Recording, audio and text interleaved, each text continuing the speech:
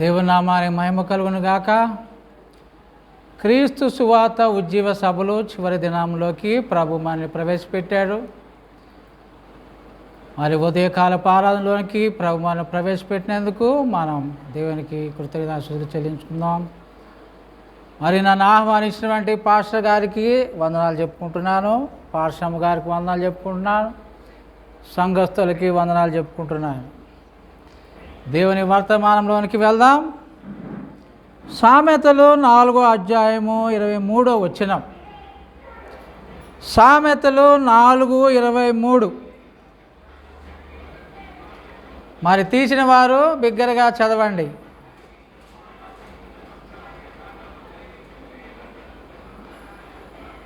సామెతలు 4:23.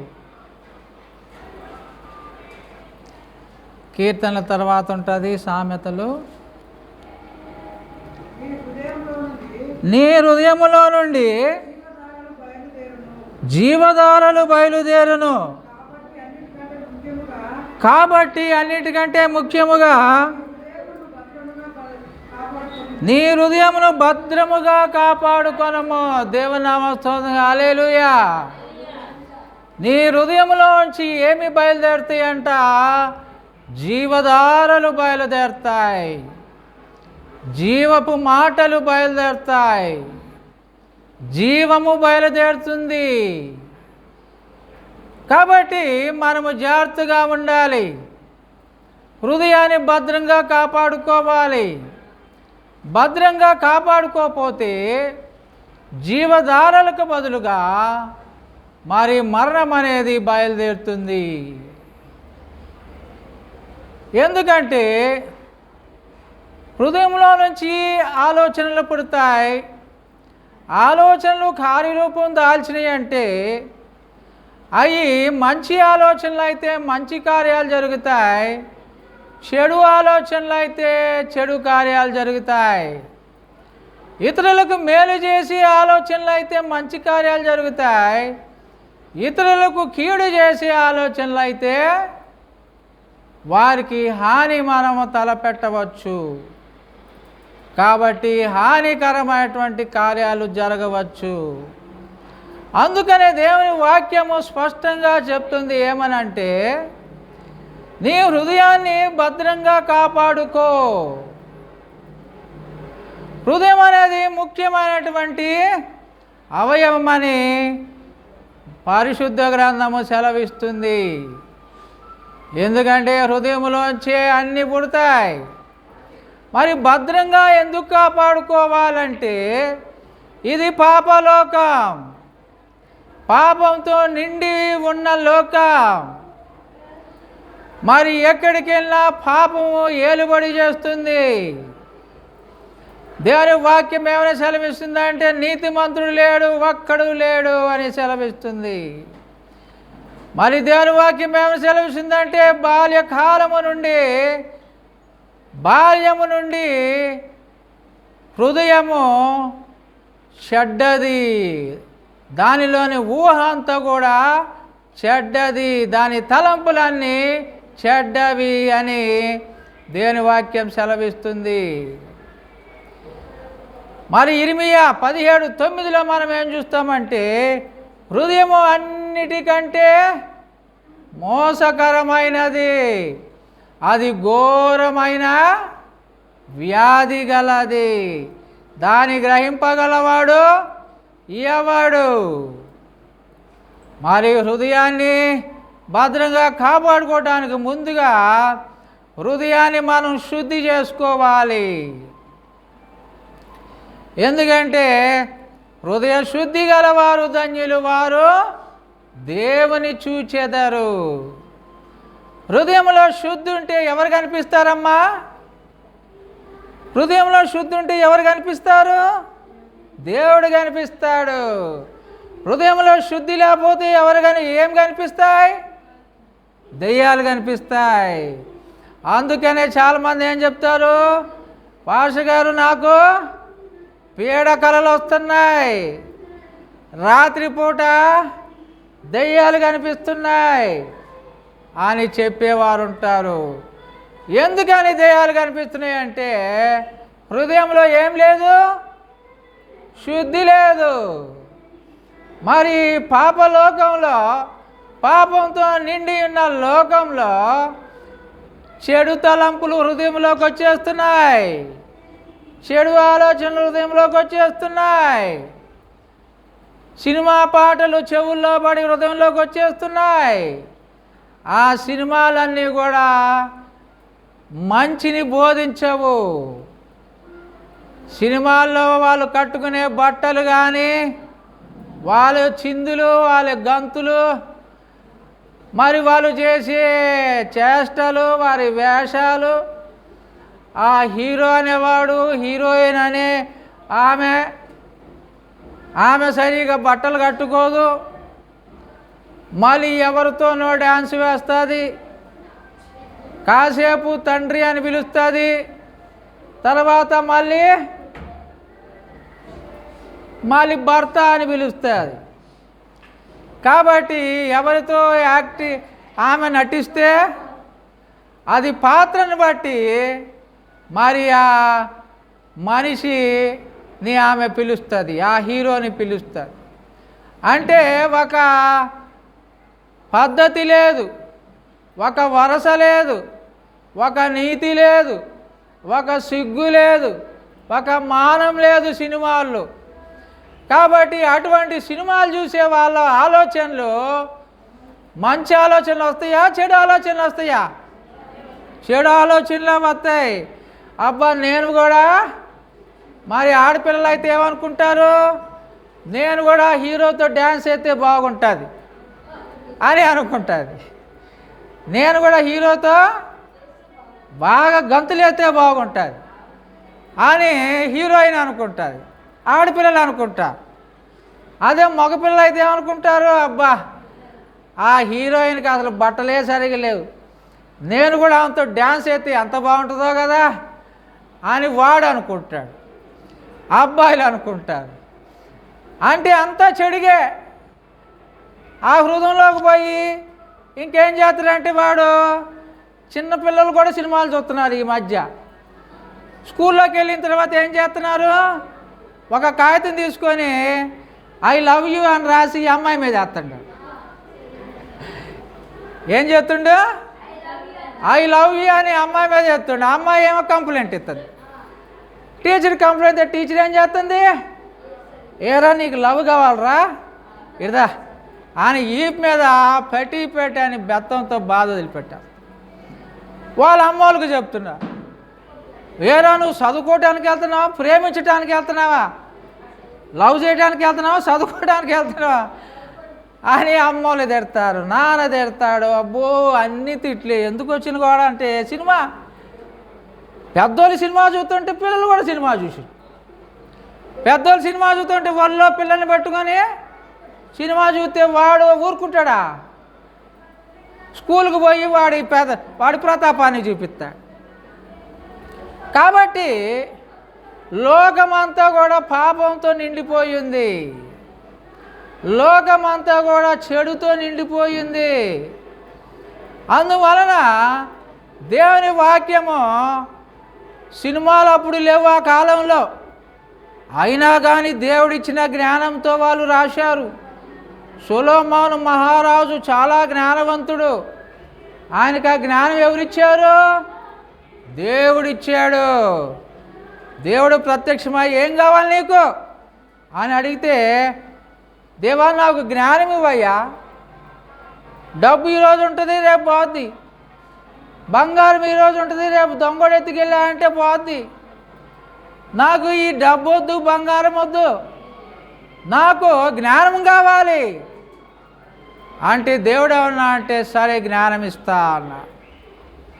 కాబట్టి జ్ఞానంతో పాటు డబ్బు కూడా అవసరమే, నీకు ఇస్తా, బంగారం అవసరం నీకు ఇస్తా అని దేవుడు అయ్యి కూడా ఇచ్చాడు.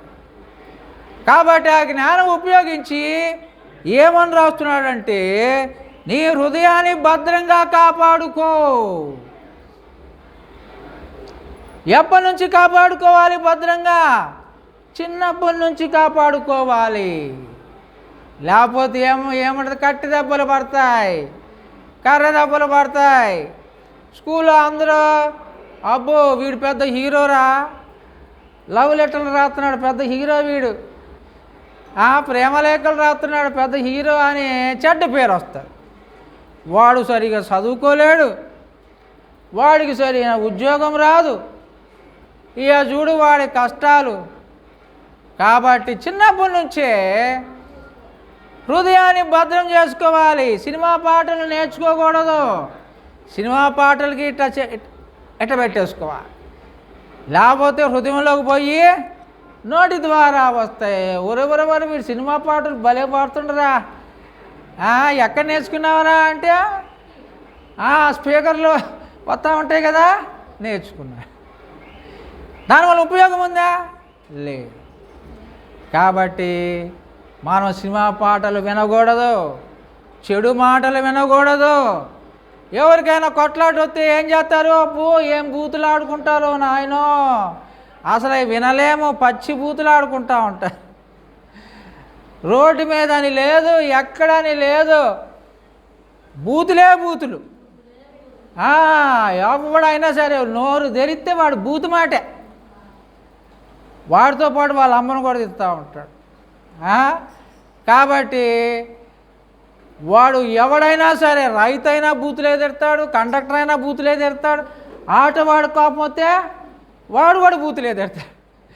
ఆ బూతు మాటలు మనం వాడు ఎక్కడ నేర్చుకున్నాడు, విన్నాడు. వాళ్ళు వీళ్ళు బూతులు ఆడుకుంటూ ఉంటారు కదా, విని హృదయంలోకి వెళ్ళి అయ్యి హృదయంలోంచి నోట్లోకి వచ్చి ఎవడన్నా కోపం తెప్పిస్తే టకామని బూతు మాట అనేది. కాబట్టి మనం బూతు మాటలు మాట్లాడకూడదు, వినకూడదు. ముందుగా వినకూడదు. ఎవరైనా కొట్లాడుకుంటే మనం చేయలేట్టు మూసుకోవాలి. ఎందుకంటే కొట్లాడుకుంటే వాడు బూతులు అంటాడు, వీడు బూతులు అంటాడు. ఆడవాళ్ళు బూతు మాట్లాడతాడు, మగవాళ్ళు కూడా బూతు మాట్లాడతారు. కాబట్టి చిన్నపిల్లలు బూతు మాట్లాడతారు, పెద్దలు బూతు మాట్లాడతారు. అందుకని మనం భద్రంగా కాపాడుకోవాలి హృదయాన్ని. ఎందుకంటే చాలా డేంజరస్గా ఉంది లోకం.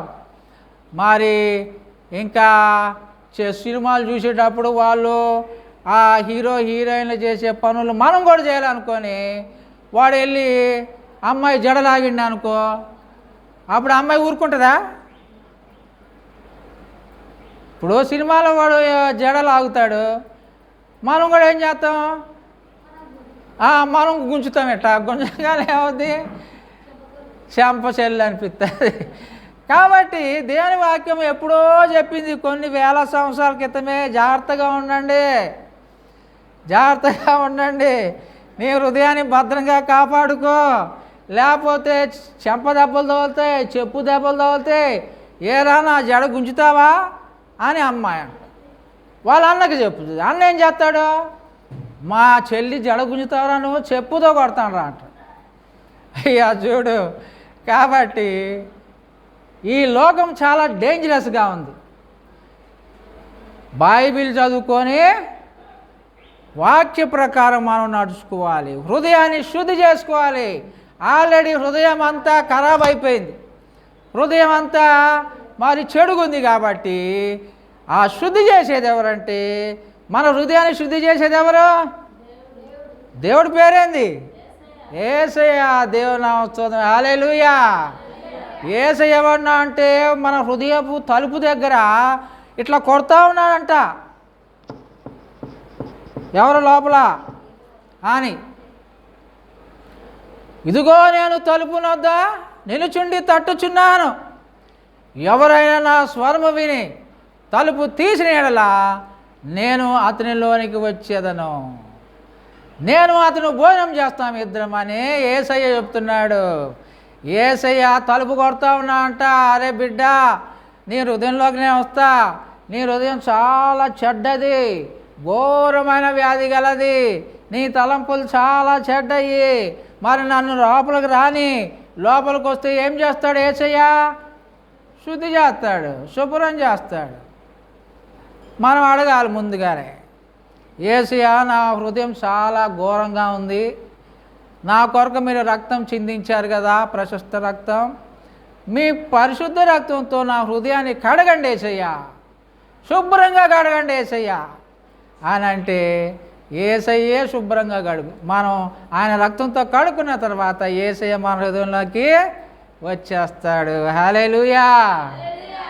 యేసయ్య మన హృదయంలో ఉంటే మంచి ఆలోచనలే వస్తాయి, చెడు ఆలోచనలు రావు. మనం ఒక లవ్ లెటర్ రాయాలన్నా అమ్మో తప్పు, మనం అట్లా చేయకూడదు. చదువుకోవాలి, మనం మంచిగా ఉద్యోగం సంపాదించాలి. అప్పుడు తల్లిదండ్రులు ఏం చేస్తాడు, మంచి అమ్మాయిని చూసి పెళ్లి చేస్తాడు. లేకపోతే మన జీవితం నాశనం అవుతుంది. ఇప్పుడు తల్లిదండ్రులు ఉంది ఎందుకు, పెళ్లి చేయటానికే కదా. ముందుగానే మనం తొందరపడకూడదు. తల్లిదండ్రులు ఏం చేస్తారంటే చక్కని అమ్మాయిని తెచ్చి, అరే నా కొడుకు అందమైన అమ్మాయిని కావాలి పెళ్లి చేస్తానని అందరిని అడుగుతుంది. నా కొడుకు తెల్లగా ఉండాలి అమ్మాయి, మంచి జడ ఉండాలి, పొడుగ్గా జడ ఉండాలి, మంచి కళ్ళు ఉండాలి అనే తల్లి చెప్తుంది. తల్లి వెతుకుతుంది. ఇదిగో ఈ అమ్మాయి బాగుందిరా, అరే కొడక ఈ అమ్మాయిని పెళ్లి చేసుకురా అంటే ఓకే అమ్మా అని అప్పుడు మంచిగా పెళ్లి చేసుకోవచ్చు. ముందుగా మనం తొందరపడి జడ గుంజి లవ్ లెటర్ రాసి అని చేస్తే ఏమవుతుంది, జీవితం నాశనం అయిపోదు. మరి దేవుని వాక్యం సత్యం, అది ముందుగానే అన్నీ రాసిపెట్టింది జాగ్రత్తగా ఉండని. కాబట్టి యేసయ్యని మన హృదయంలోనికి ఆహ్వానించినప్పుడు మరి మన ఆ పాపాలన్నీ ఆయన ప్రశస్త రక్తంలో కడుక్కున్నప్పుడు యేసయ్య మనలోకి వస్తాడు, మన జీవితం బాగుంటుంది. అప్పుడు మనం ఏం చేయాలంటే యేసయ్య మాటలు రోజు వినాలి. యేసయ్య మాటలు వినాలంటే ఎక్కడికి వెళ్ళాలి, చర్చిలోకి వెళ్ళాలి. పాస్టర్ గారు మంచి మాటలు చెప్తూ ఉంటారు. ఆ మాటలని అమ్మో మేము కూడా ఇట్లా జీవిస్తాం, నడుస్తాం, అయ్యగారు పాస్టర్ గారు వందనాలు, మంచి మాటలు చెప్పారు, మళ్ళీ ఎప్పుడు రమ్మంటారంటే నెక్స్ట్ సండే రండి అంటాడు. అట్లా ప్రతి ఆదివారం, ఆదివారమే కాకుండా ఇదిగో ఇట్లాంటి సభలు పెడతారు. మళ్ళీ అప్పుడప్పుడు వేరే స్పెషల్ ప్రేయర్ మీటింగులు ఉంటాయి. కాబట్టి ఎప్పుడు ఏ కార్యక్రమం జరిగినా ఎక్కడికి రావాలి, మందిరానికి రావాలి. అప్పుడు మందిరంలో అయ్యగారు చెప్పే, పాస్టర్ గారు చెప్పే మాటలన్నీ హృదయంలోకి వెళ్తాయి. అప్పుడు హృదయంలోంచి నోట్లోంచి ఏం మాటలు వస్తాయి, మంచి మాటలు వస్తాయి. దేవుడు నిన్ను దీవించుగాక అని వస్తాయి. బూతులు వస్తాయా, రావు. మంచిగా ఉండాలి మీరు, బాగుపడాలి మీరు అని మంచి మాటలు వస్తాయి. కాబట్టి మరి మనం చదువుకున్న వాళ్ళు ఏం చేయొచ్చు, చదువుకోవచ్చు. ఏం చదువుకోవచ్చు, దేవుడు మనకి ఆయన మాటలన్నీ కూడా పరిశుద్ధ గ్రంథంలో రాసి పెట్టాడు. ఎంత లావు గ్రంథంలో రాసి పెట్టాడు. ఇవన్నీ ఎవరి మాటలు, దేవుని మాటలు. అయ్యో దేవుడు ఏం రాసి పెట్టిండు, చదువుదాం అని మనం ఎప్పుడు చదవాలి, టైం ఉన్నప్పుడల్లా చదవాలి, రోజు చదవాలి. బైబిల్ ఏం చెప్తుందంటే రాత్రి పగలు చదవండి. రాత్రి పగలు అంటే ఇక మేము పనులకు వెళ్ళొద్దా, డ్యూటీకి వెళ్ళొద్దా, స్కూల్కి పోవద్దా అంటే స్కూల్కి పోయి వచ్చిన తర్వాత నీకు టైం ఉందనుకో బైబిల్ తీసుకోవాలా, చదవాలా. అయ్యో మాకు టైం ఎలా గడపాలో తెలియట్లేదయ్యా అంటే బైబిల్ చదువుకో, నీకు చదవచ్చు కదా. ఫస్ట్ పేజీ నుంచి లాస్ట్ పేజీ దాకా చదవాలి. అది అయిపోయింది అనుకో మళ్ళీ ఫస్ట్ పేజీ నుంచి లాస్ట్ పేజీ దాకా చదవాలి. చదువుతూనే ఉండాలి. మరి ఇంకొక వచనం చూసుకుందాం. అది సామెతలు 7:3 7వ అధ్యాయము సామెతలు 7:3 నీ వ్రేళ్లకు వాటిని కట్టుకొనము, నీ హృదయమును పలక మీద వాటిని రాసుకొనుము. వేళ్ళకు కట్టుకోవాలంటే దేవుడి వాక్యాన్ని. మరి ఇంకా ఏమన్నా అంటే హృదయం అనే పలక. మామూలుగా చిన్నప్పుడు అవి రాస్తారు, దేని మీద రాస్తారు, పలక మీద రాస్తారు. అయితే ఇక్కడ దేవుని వాక్యం ఏం చెప్తుందంటే, మరి ఆ రోజుల్లోనే పలకలు ఉన్నాయేమో మనకు తెలీదు. హృదయం అనేది కూడా ఒక పలక. పలక ఎక్కడుందంట? లోపల. హృదయమే ఒక పలక అంట. కాబట్టి ఆ పలక మీద ఏమని రాసుకోవాలంట? దేవుని వాక్యాలు రాసుకోవాలంట. కాబట్టి దేవుని వాక్యాలు హృదయం అనే పలక మీద రాసుకుంటే అప్పుడేమవుతాయి? అట్టనే ఉంటాయి అవి. కాబట్టి పలక మీద రాసుకోవడానికి ముందుగా మనం ఏం చేయాలంటే వాక్యము వినాలా? విన్న వాక్యాన్ని ఎక్కడ రాసుకోవాలి? హృదయం అనే పలక మీద రాసుకోవాలి. మరి ఎట్ట రాసుకుంటాం? బల్పంతో రాసుకుంటామా? పెన్తో రాసుకుంటామా? లోపల ఎక్కడో ఉంటుంది కదా అంటే మనం గుర్తుపెట్టుకోవాలి. నేర్చుకున్న వాక్యాలు గుర్తుపెట్టుకోవటమే పలక మీద రాసుకోవటం. నేర్చుకున్న వాక్యాలు కంటద పెట్టాలి. సండే స్కూల్లో ఏం చేస్తారు? కంటద వాక్యాలు చెప్పమంటారు. వాక్యం ఇచ్చి నేర్చుకొని చెప్పాలి చూడకుండా అని చెప్తారు. మరి అప్పుడు చూడకుండా చెప్పాలంటే గుర్తుండాలి. అప్పుడు 3-4 సార్లు రాస్తే గుర్తుంటుంది. 3-4 సార్లు చదివితే గుర్తుంటుంది. దేవుని వాక్యాన్ని కూడా మనం ఏం చేయాలి? 3-4 సార్లు చదవాలి. 3-4 సార్లు రాయాలి. అప్పుడు మనకి గుర్తుంటుంది. అప్పుడు ఎవరైనా అడిగారు అనుకో, పలానా వాక్యం చెప్పంటే టక మనం చెప్పేస్తాం. అమెరికాలో ఒక ఆయన ఏం చేసిండంటే, ఒక $20 అనుకో, $1 అంటే $100 అనుకుందాం. మరి $10 వేసుకుందాం, $1000. నేను మీకు $1000 ఇస్తా, దేవుడి వాక్యం చెప్తారా అని అడిగితే ఎవరు కూడా మాకేం తెలీదు దేవుడి వాక్యం. ఆయన పాపం అందరిని అడుగుతున్నాడు, బైబిల్లో ఒక వాక్యం చెప్పండి, $1000 ఇస్తా అంటే ఒక్కడు కూడా చెప్పలేకపోతున్నాడు. అంటే వాడు హృదయం అనే పలక మీద ఎవడు రాసుకోలా. కాబట్టి మనం ఏం చేయాలంటే దేవుని వాక్యాన్ని 3-4 సార్లు చదవాలి, 3-4 సార్లు రాసుకోవాలి పుస్తకం మీద. అప్పుడు అది హృదయం అనే పలక మీద అది శాశ్వతంగా ఉండిపోద్ది. పెద్ద అయిన తర్వాత, ముసలోడైన తర్వాత కూడా పలానా వాక్యం చెప్పమంటే టకమని చెప్పేయచ్చు అన్నమాట. మరి రాసుకోవటం వల్ల ఉపయోగం ఏంటంటే, మనలో చెడు ఆలోచనలు వచ్చినప్పుడు వాక్యము చెప్తుంది. చెడు ఆలోచనలు నువ్వు రానియద్దు, చెడు పాటలు వినొద్దు, చెడు బూతు మాటలు వినొద్దు అని మన హృదయంలో ఉన్న వాక్యము మనకి హెచ్చరిస్తూ ఉంటుంది. కాబట్టి వాక్యాన్ని మనము వినాలి, రాసుకోవాలి కాగితం మీద, తర్వాత హృదయంలో శాశ్వతంగా గుర్తుపెట్టుకోవాలి. మరి ఆ వాక్యాన్ని చదువుతూ ఆనందించాలని ఉంది. దివారాత్రము ధర్మశాస్త్రము ఆనందించాలని ఉంది. అంటే దేవుని వాక్యంలో ఆనందం ఉంది. గంతులేయటంలో ఆనందం ఉందా? కాసేపటికల్లా అయ్యో కాళ్ళు నొప్పులు వేస్తున్నాయి, ఒళ్ళు నొప్పులు వేస్తున్నాయి అంటాను. కాబట్టి మనకి ఆనందం కావాలంటే వాక్యాన్ని చదువుకోవాలి. మరి అందరి దగ్గర బైబిల్స్ ఉన్నాయా? ఇంట్లో ఉన్నాయా? చర్చికి వచ్చేటప్పుడు బైబిల్ తీసుకొని రావాలి. బైబిల్ ఎత్తి చూపించండి నాకు అందరూ, దేవనామ స్తోత్రంగానే హల్లెలూయా. చర్చికి వచ్చేటప్పుడే కాదు, స్కూల్కి వెళ్ళేటప్పుడు కూడా బైబిల్ తీసుకెళ్ళాలి. పొలం పనికి వెళ్ళేటప్పుడు కూడా బైబిల్ తీసుకెళ్ళాలి. పొలంలో కూడా చదువుకోవచ్చు కాసేపు, 5 నిమిషాలకు 10 నిమిషాలు. ఎందుకంటే బైబిల్ దివారాత్రం చదువుకోమన్నాడు దేవుడు. కాబట్టి డ్యూటీకి వెళ్ళేటప్పుడు ఏం తీసుకెళ్ళాలి? బైబిల్ తీసుకెళ్ళాలి. కాలేజీకి వెళ్ళేటప్పుడు ఏం తీసుకెళ్ళాలి?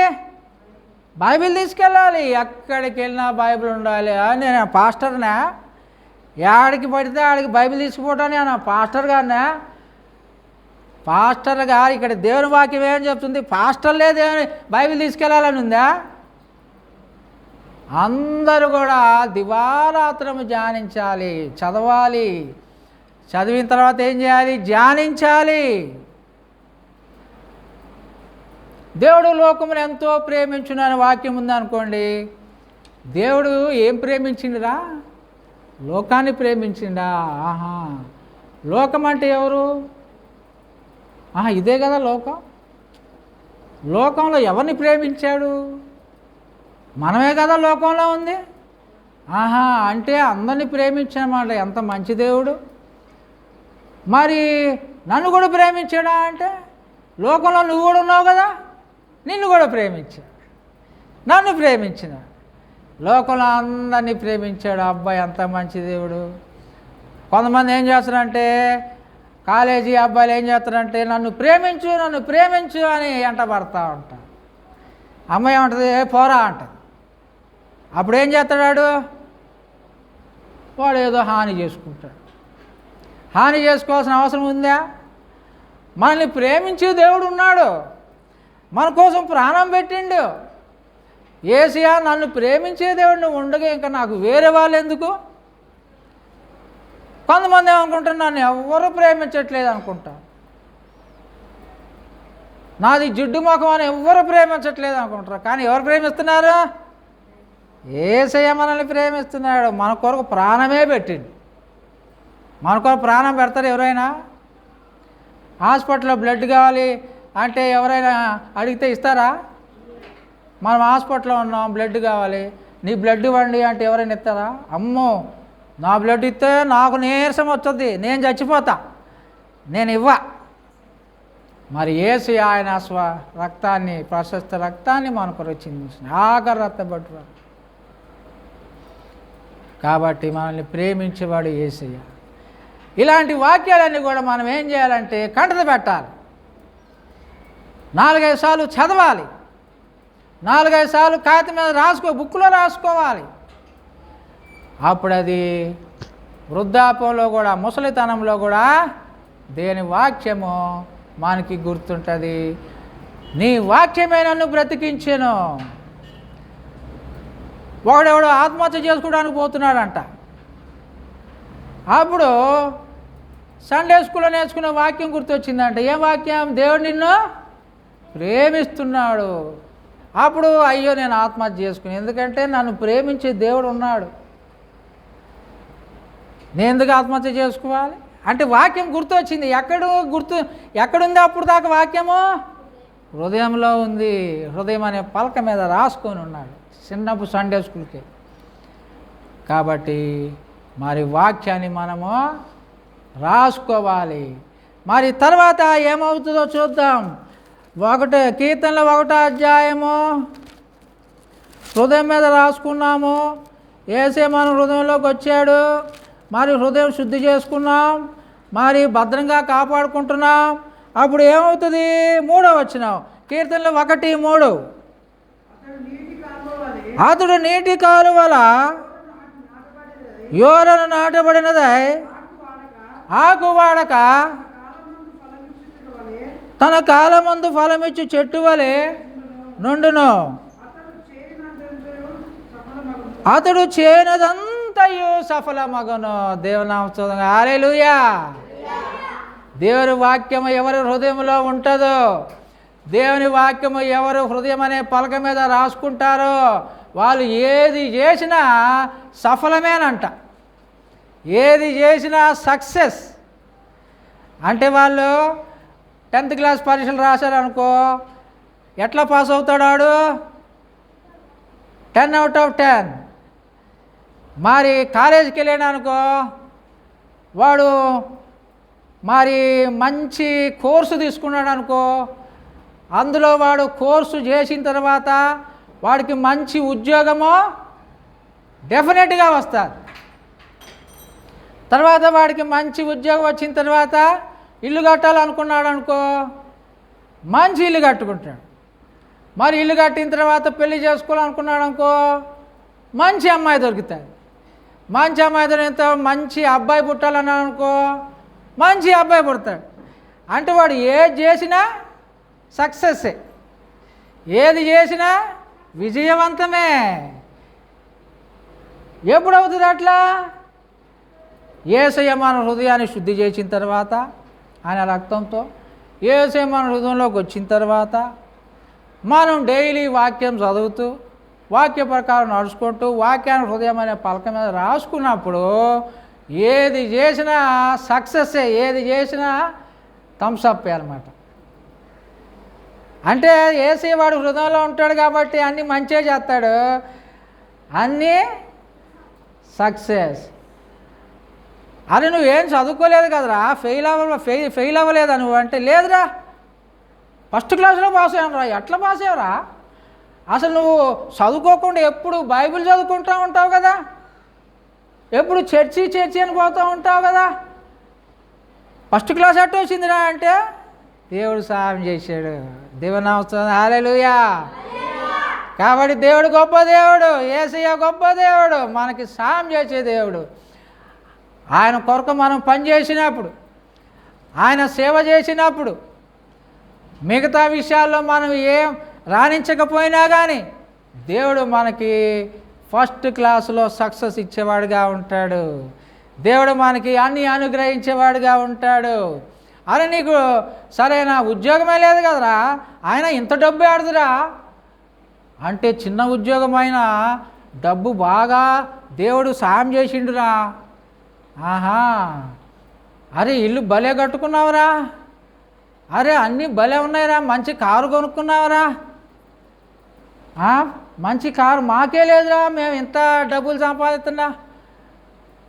ఎందుకని ఇలా జరుగుతుందంటే వాడు యేసయ్య బిడ్డ. ఎవరి బిడ్డ? యేసయ్య బిడ్డ. కాబట్టి దేవుడు వాడికి సాయం చేస్తూ ఉన్నాడు. మరి దేవుడి బిడ్డకి దేవుడు ఏ విధంగా సాయం చేస్తాడు? అమెరికా పోవటానికి కూడా సాయం చేస్తాడు. ఎక్కడికి వెళ్ళటానికి? అమెరికా పోవటానికి కూడా సాయం చేస్తాడు. అరే నేను విమానం ఎప్పుడు చూడలేదురా. మరి హైదరాబాద్ వెళ్తే వస్తారా, అటు పోతా ఉంది, చిన్నగా గుయ్యం శబ్దం వస్తుంది. నువ్వు ఏసే బిడ్డవైతే ఏసి నేను విమానం కూడా ఎక్కిస్తాను. దేవుని నామం. హల్లెలూయా. విమానం చూడకపోయినా కానీ విమానం ఎక్కిస్తాడు. మీ అమ్మను కూడా ఎక్కిస్తాడు. మీ అమ్మ ఏమో పొలంలో పని చేసుకుంటూ ఉంటుంది, అమ్మ దా విమానం ఎక్కిస్తాడు. అరే నాకెందుకురా విమానం? లేదమ్మా దా ఏసీ ఎక్కిస్తాడు అని. నువ్వే కాకుండా మీ అమ్మను కూడా విమానం ఎక్కిస్తే అబ్బో ఎంతో సంతోషిస్తుంది. నా కొడుకు బంగారం, ఏసీ నమ్ముకున్నాడు, ఆయన వాడి విమానం ఎక్కిండు, నన్ను కూడా విమానం ఎక్కించి. యేసయ్య బిడ్డ అంటే అంత ఘనత ఉంది. దేవుని వాక్యాన్ని ప్రేమిస్తే అంత ఘనత ఉంది. కాబట్టి మనము దేవుని వాక్యాన్ని ప్రేమించాలి, దేవుని ప్రేమించాలి. దేవుడు అన్న వాక్యం అన్న రెండు ఒకటే. కాబట్టి దేవుని ప్రేమించేవారు ఉన్నతమైన స్థానంలో ఉంటారు. దేవుడు వారిని వదిలిపెట్టాడు. ఈ బిడ్డ వచ్చి మంచిగా పాటలు పాడుతున్నాడు, ఈ బిడ్డ మంచిగా కాంగో చేస్తున్నాడు, బాగా సాయం చేస్తా నేను, నా బిడ్డకి సాయం చేస్తానని ప్రభు సాయం చేస్తాడు. ఎవరు రాపోయినా ఈ బిడ్డ నా మందిరానికి వస్తున్నాడు, ఎవరు రాపోయినా ఈ పాప నా మందిరానికి వస్తుంది. మరి పెద్ద వాక్యాలు అర్థం కాకపోయినా వింటానే ఉంది అని దేవుడు ఏం చేస్తాడంటే మరి మంచి జ్ఞానం ఇస్తాడు, మంచి తెలివిస్తాడు, మంచి అవకాశాలు ఇస్తాడు. మరి ఆయన బిడ్డలు గొప్పగా ఉండాలని ఆయన కోరుకుంటూ ఉంటాడు. దావీదని ఆయన అడవిలోకి పోయి గొర్రెలు కాసుకుంటూ ఉంటాడంట. వాళ్ళ అన్నోళ్ళేమో ఎప్పుడు కూడా 6 ప్యాక్ ఉంటుంది, వాళ్ళ అన్నలకి 6 ప్యాక్ ఉండదు, మంచి ఎత్తుగా ఉంటారు, ఎక్సర్సైజ్ చేస్తూ ఉంటారు, మంచి ఉద్యోగం చేస్తూ ఉంటాడు. మరి దావీదైతే 6 ప్యాక్ లేదు, పొట్టుగా ఉంటాడు. వాళ్ళ అన్నలే ఉంటారంటే అరే అడవిలోకి పోయి గొర్రెలు కాసుకొని రాపో, ఈ మేకలు ఉన్నాయి కదా అడవిలోకి పోయి సాయంకాలం దాకా అవి గడ్డి తింటామంటే కూర్చొని రా అంటారు, తీసుకొని రా అంట. అయితే దేవుడు ఏం చేసిండంటే దావీదుని రాజుని చేసిండు. అబ్బా దేవుని స్తోత్రం. హల్లెలూయా. పెద్దోడు 6 ప్యాక్ గాడిని రాజుని చేసిండు ఆ దేవుడు. 7 మంది అంట 6 ప్యాక్ గాళ్ళు, ఒక్కడైనా రాజు అయిందా? ఎవరైంది రాజు? పాపం ఎక్కడో గొర్రెలు కాసుకుంటూ పాడబడుతూ ఉంటాడంట. దేవుని స్తుతించడే ఎలా పొడు దేవుని స్తుతించడే అనే దావీదు అడవిలో పాటలు పాడుకుంటా ఉంటే దేవునికి నచ్చిందంట. అరే ఈ బొడ్డోడు నన్ను స్తుతిస్తున్నాడే అని ఏం చేశాడంటే దేశానికి రాజుని చేశాడు. కాబట్టి దేవుని స్తుతిస్తే అంత ఘనత ఉంది. కాబట్టి మనం దేవుని ప్రేమిద్దాం, ఆయన స్తుతిద్దాం, ప్రార్థన చేసుకుందాం, వాక్యాన్ని నేర్చుకుందాం.